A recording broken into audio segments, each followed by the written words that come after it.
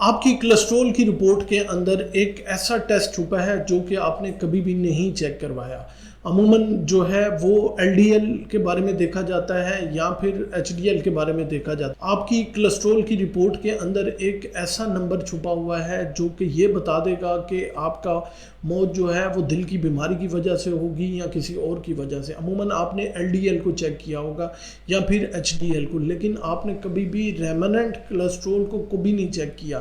زیادہ سے زیادہ لوگ جو ہیں یا ڈاکٹر صاحبان جو ہیں وہ ایپو بی چیک کرواتے ہیں۔ تو ریمننٹ کولیسٹرول کیا ہے، یہ کس طرح نکالتے ہیں؟ تو آپ اپنی کولیسٹرول کی رپورٹ کو سامنے رکھیں، آپ دیکھیں کہ آپ کا ٹوٹل کولیسٹرول اگر 200 ہے تو اس میں سے مائنس کریں ایچ ڈی ایل اگر آپ کا 50 ہے، اور پھر آپ اس میں سے مائنس کریں جو ہے ایل ڈی ایل اگر وہ 120 ہے، تو راؤنڈ اباؤٹ آپ کا جو ریمننٹ کولیسٹرول ہے وہ 30 آئے گا۔ یہ نمبر ٹھیک ہے، لیکن یہ بہت زیادہ ٹھیک نہیں ہے۔